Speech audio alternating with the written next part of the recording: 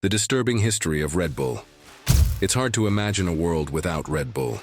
The silver and blue cans are everywhere, clutched by bleary-eyed students cramming for exams, slammed down by athletes before a big game, or chugged by partygoers, chasing a buzz that lasts past midnight. Red Bull's slogan, "Gives you wings," promises a jolt of energy, a ticket to transcendence. But behind the glossy extreme sports ads and daredevil stunts lies a history with wings of a different kind. Dark, jagged ones that have occasionally dragged the brand into shadows it'd rather not illuminate. From a fugitive heir's deadly scandal to health scares and a legacy of pushing boundaries past the breaking point, Red Bull's story is as disturbing as it is electrifying. From Thai truck stops to global domination, Red Bull's tale begins not in the sleek boardrooms of Austria, but in the sweaty diesel-fumed truck stops of 1970s Thailand.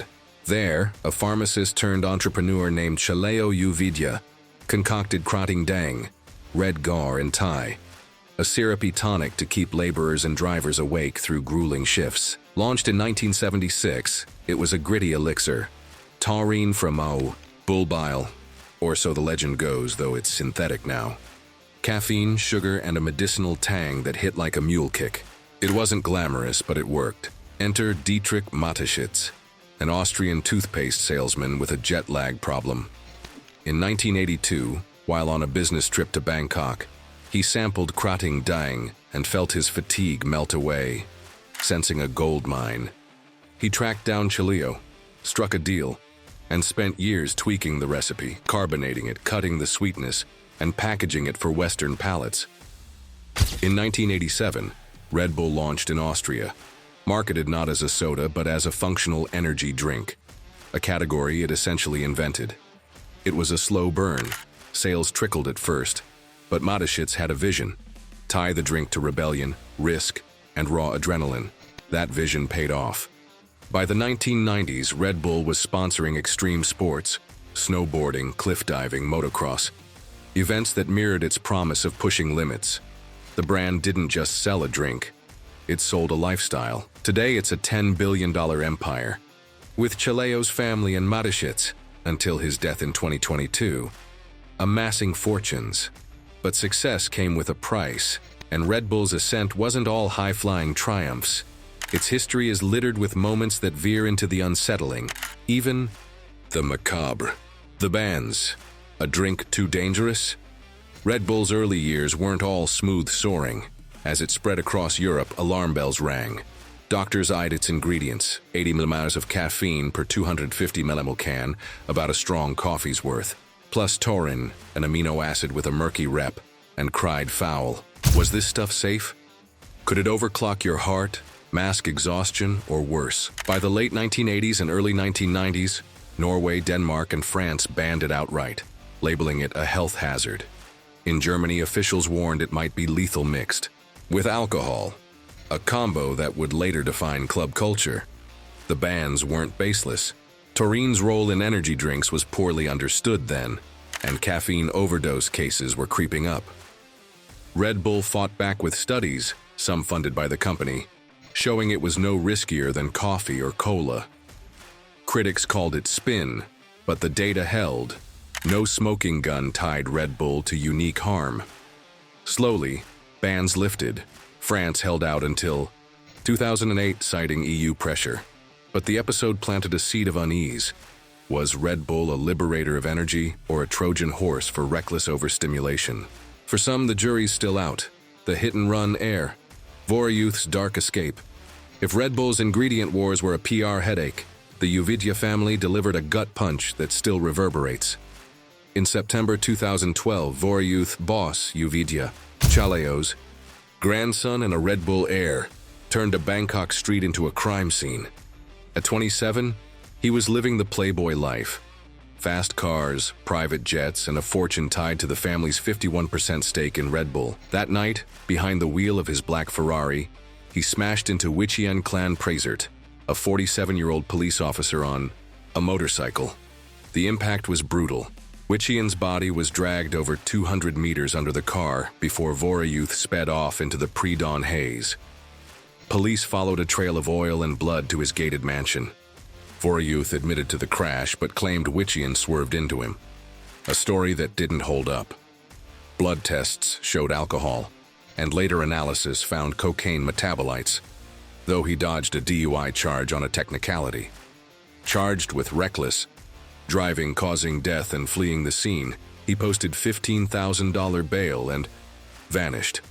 A private jet whisked him away, and he began a globe-trotting exile, spotted at Grand Prix races, London nightclubs, and Austrian ski resorts, living large.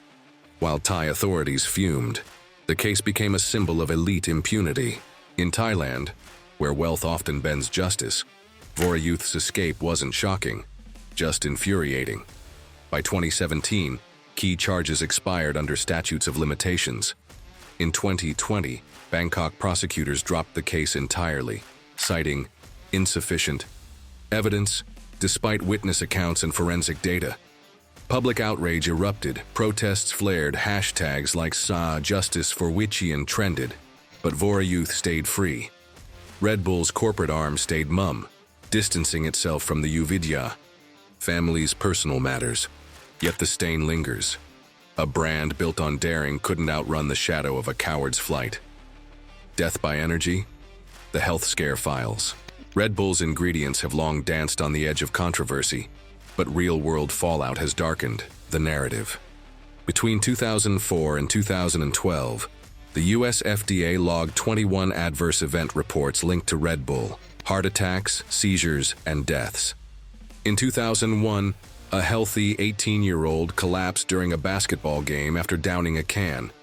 Autopsy reports pointed to cardiac arrhythmia, possibly caffeine-triggered. In 2011, a 33-year-old with a known heart condition died after drinking Red Bull. His family sued, claiming it exacerbated his vulnerability. No case proved direct causation. Red Bull's defense held firm. Safe when used as directed. Still, the stories piled up. The drink's ubiquity amplifies the unease. Teens mix it with vodka at parties.